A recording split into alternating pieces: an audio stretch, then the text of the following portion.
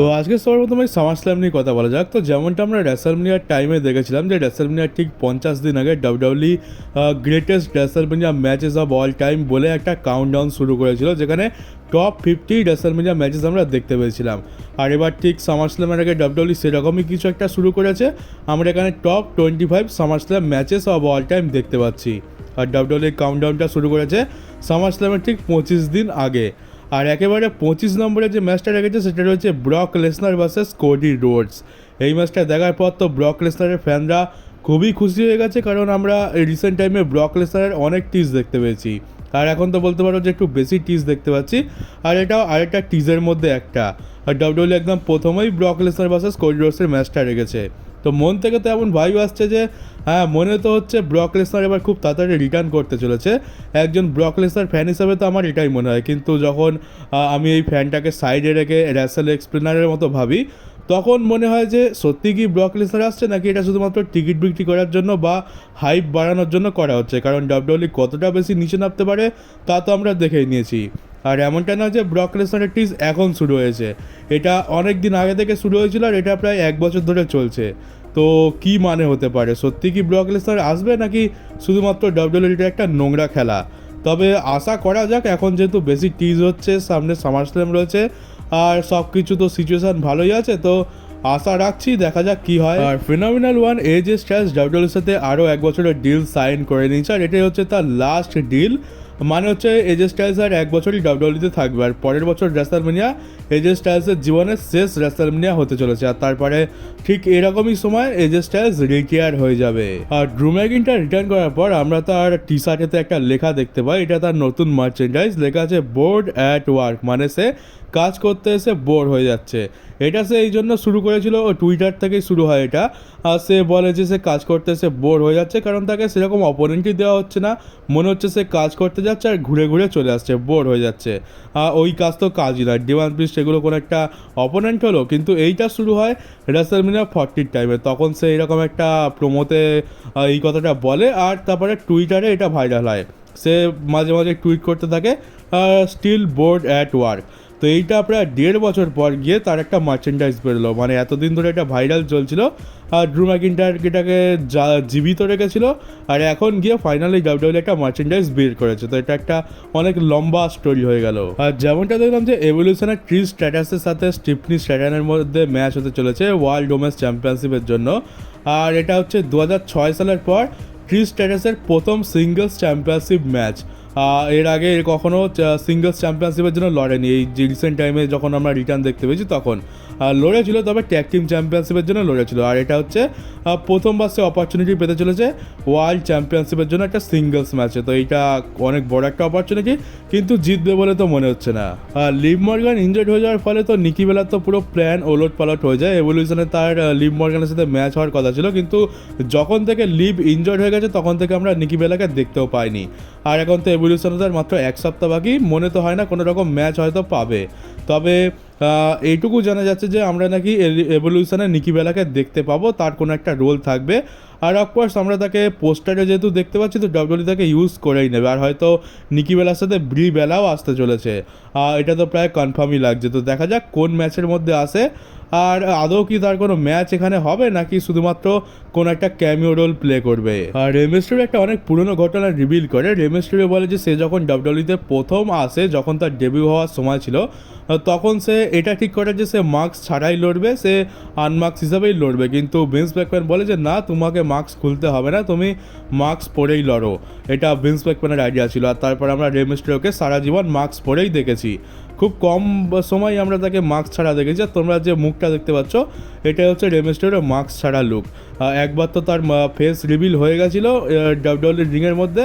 আর তাছাড়া সে এমনি তো এখন সবাই তাকে চেনে, সবাই জানে যে রে মিস্টেরিওর আসল চেহারা কী, আসল মুখটা কী। তো ওটা নিয়ে আর কেউ বেশি অতটা কিউরিয়াস নয়। তোমাদের মনে আছে কিনা জানি না, তবে ডাব্লিউডাব্লিউতে বেশ কিছু বছর আগে আইকনিক্স নামে একটা টিম ছিল ওমেন্স ডিভিশনে, যারা লড়তো কম আর চেল্লাতো খুব বেশি, খুবই টক্সিক ছিল। তো তাদেরকে তো রিলিজ করে দেওয়া হয়েছিল, কিন্তু এখন এমনটা নিউজ এসছে রেসেল বোর্ডসের তরফ থেকে যে তাদেরকে আবার ডাব্লিউডাব্লিউ ফিরিয়ে আনার প্ল্যান করছে। আর হয়তো এভলিউশনেই আমরা তাদের রিটার্ন দেখতে পেতে পারি। মেবি হয়তো ওই যে ওমেন্স ট্যাগ টিম চ্যাম্পিয়নশিপের যে ম্যাচটা হচ্ছে সেখানেই হয়তো এদের রিটার্ন হতে পারে। তো আইকনিক্স আবার রিটার্ন করতে চলেছে ডাব্লিউডাব্লিউইতে।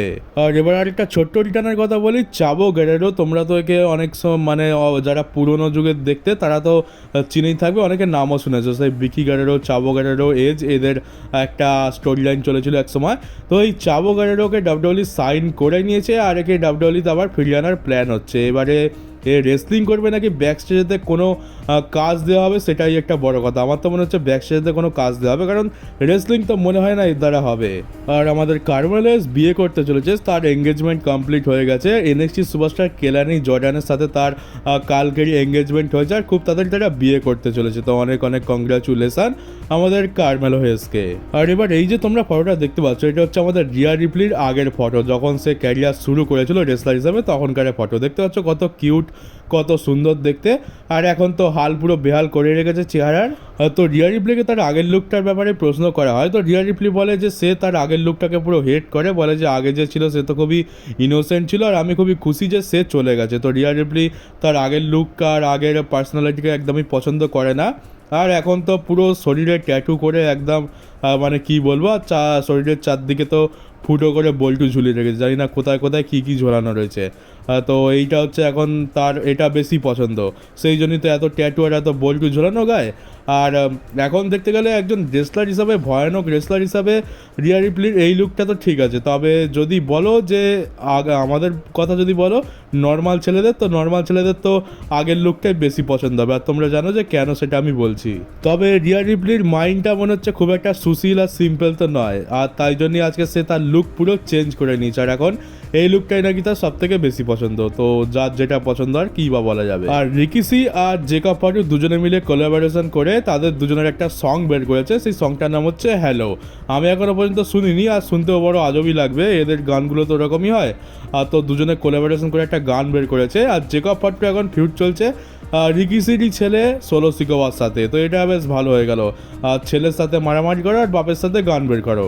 আর নাইট অফ চ্যাম্পিয়ন্সে এজে স্টাইলস ভার্সেস ডমডম ভাইয়ের মধ্যে ম্যাচ হওয়ার কথা ছিল ইন্টারকন্টিনেন্টাল চ্যাম্পিয়নশিপের জন্য, কিন্তু আমাদের ডমডম ভাই হয়ে গেছে ইনজয়েড, সেই জন্য ম্যাচটা আর হলো না।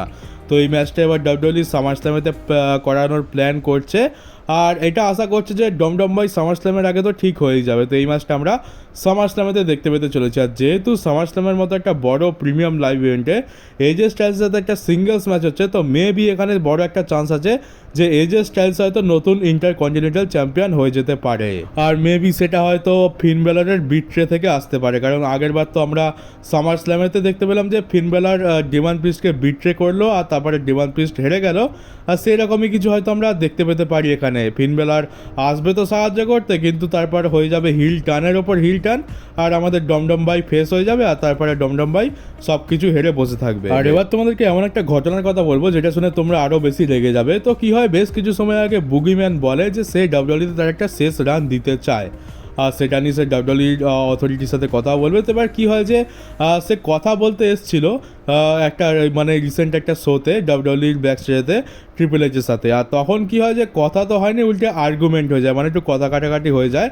আর সেই কথা কাটাকাটিটা কোনো একটা এমপ্লয়ি দেখে নেয়, আর সে সেই খবরটা লিক করে দেয়। তো এখানে বুগিম্যান এই নিয়ে আর্গিউ করছিল ট্রিপল এইচের সাথে যে সে ডাব্লিউডাব্লিউ তার একটা শেষ রান দিতে চায়, কিন্তু ট্রিপল এইচ এটাতে রাজি হচ্ছে না।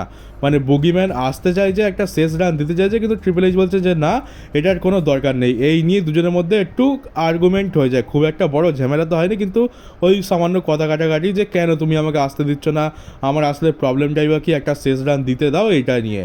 তো ট্রিপল এইচের প্রবলেমটা কোথায় সেটা তো আমি বুঝতে পারছি না। বুগিম্যান যদি আসতে চায় তো আসুক, আর এতে আপত্তিটা কী আছে? এমনি তো ডাব্লিউডাব্লিউতে ভালো কিছু হচ্ছে না, যদি বুগিম্যান এসে একটু সামান্য ইন্টারেস্টিং স্টোরি লাইন দিয়ে দিতে পারে তো সেটা তো ভালোই জিনিস হয়। তবে কারণটা হয়তো আমরা জানি যে ট্রিপল এইচ খুব একটা বেশি তো খাটতে চায় না, তার উপরে বুগিম্যান হচ্ছে একটা ভুতুড়ে ক্যারেক্টার, আর ভুতুড়ে ক্যারেক্টারকে কীভাবে ইউজ করতে হয় সে তো ট্রিপল এইচের নমুনা আমরা দেখেই নিয়েছি। ডিমন ফিন বেলার মানে ডিমন কিং, তাকে আমরা ট্রিপল এইচের যুগে একটাও ম্যাচ জিততে দেখিনি, উল্টে দুখানা ম্যাচ হেরে গেছে। আর ডিমন ফিন বেলারও প্রায় ডিস্ট্রয় হয়ে গেছে, এখন তাকে আর কেউ সিরিয়াসভাবে নেয় না। হোয়াইট সিক্সকে তো পুরো জোকার বানিয়ে রেখেছে, আর এখন বুগিম্যান যদি আসে তার জন্য নতুন ক্রিয়েটিভ প্ল্যান আনতে হবে, অনেক ভাবতে হবে, তো অত কে করবে? তো বুগিম্যান যদি চলেও আসে তার সাথে ভালো কিছু হবে বলে তো মনে হয় না। আর ট্রিপল এইচ ভুতুরে ক্যারেক্টার আর জায়েন্টদের তো ইউজ করতেই পারে না, এটা আমরা জানি। আজকেই দেখে নাও ভিন্স ম্যাকম্যানের যুগে সপ্তাহে একটা করে তো ম্যাচ পেতো, এখন তো 1.5 বছর হয়ে গেল কোনো ম্যাচই পাচ্ছে না, তাকে আমরা দেখতেও পাচ্ছি না।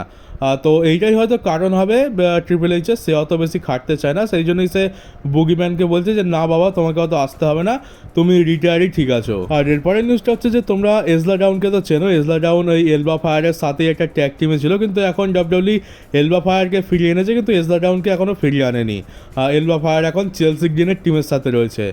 তো এজলা ডাউনকে AEW সাইন করতে চায়, আর হয়তো এজলা ডাউন খুব তাড়াতাড়ি AEW তে ডেবিউ করতে চলেছে, এমনটাই নিউজ এসছে। আর আমাদের the viper Randy Orton Stephanie ম্যাকম্যানের পডকাস্ট মানে স্টেফনিস প্লেসে এসেছিল, আর সেখানে সে অনেক কিছু রিভিল করে যে তার যে ইনজুরি হয়ে গেছিলো তার রিকভারির টাইমে কত কিছু তাকে ফেস করতে হয়েছে।